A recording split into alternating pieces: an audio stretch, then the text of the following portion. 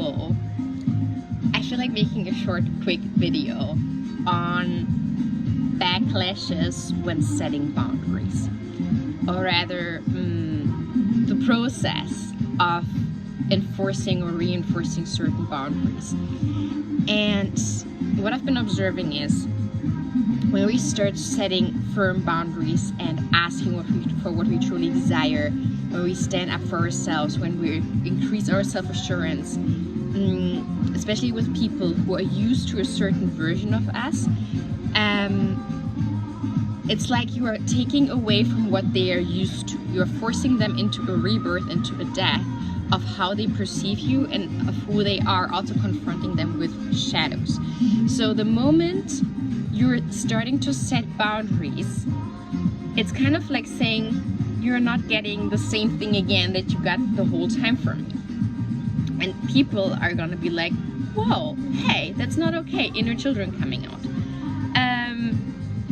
And then they may start to be like, hey, what's wrong with you? Or like just becoming very reactive in a certain way.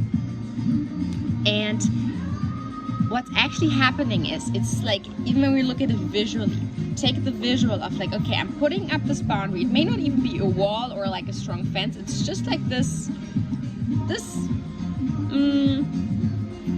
yeah, maybe a tiny fence of like, okay, just to make clear where the limit is, basically, which I may not even want to keep there, but just to make it visually, like, this is my space, my dancing space, your dancing space, as in Dirty Dancing. Which is also when we like differentiate our auras, which is necessary. It's necessary to have these boundaries to be like, okay, this is my energy, this is your energy. We can, like, from a healthy space, from like where we both nourish, we can mingle our energies in a third energy field outside of our both selves, where we both give into, but not merge with each other in this way. It's more of like a we give it here. And then we see what we can create with this. We can both pour from that, but if there's not enough in each of us, we can't we can't give there. We first have to re-establish this part. Anyway, in regards to boundaries, it means then I'm pulling back what's mine and I'm giving back what's yours.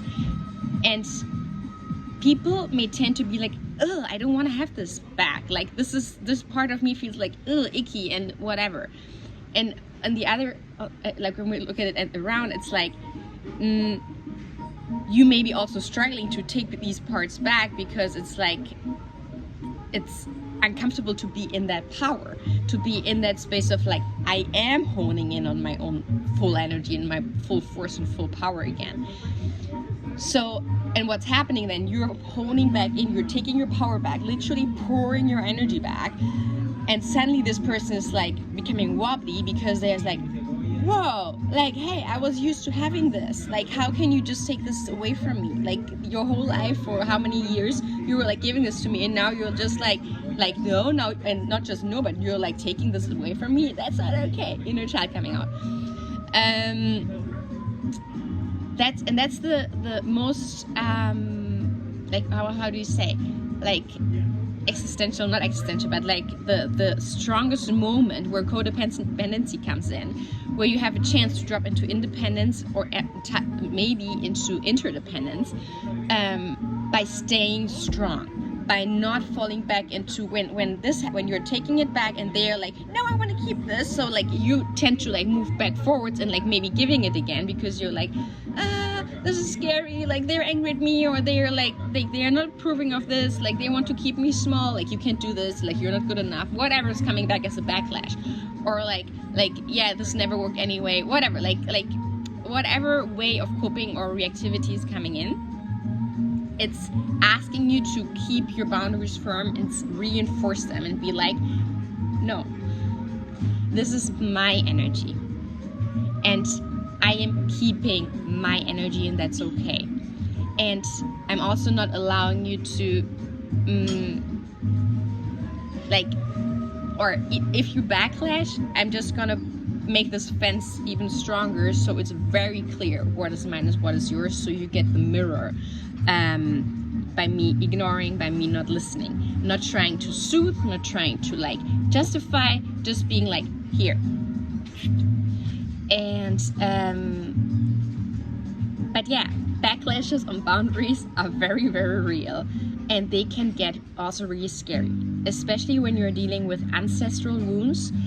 Really setting energetic and physical boundaries with ancestors over decades and thousands of years, basically. Especially when there may be like violence or abuse history in your family, where it gets really difficult because there's fear of death coming in, quite literally, and fear of physical violence that is in the DNA that needs to be addressed. And this is a process of capacity, like expanding your capacity or setting these boundaries, and like starting with small ones and then increasing them, pouring back this energy, because otherwise the backlash may be so strong of like this person, like you're trying to pull your energy back and then be like, no, and then you wobble again. So it's really about capacity and your firm footing in like who you are and what you can deal with and what you can manage within yourself as well. I hope that was informative. I hope you have a beautiful day. If you have any questions on boundaries or any ideas on energetics or somatics or soul connections, breathwork, drop me the questions in the comments, and I'm gonna answer them at one point or another. Or maybe, DM me. So much love to you.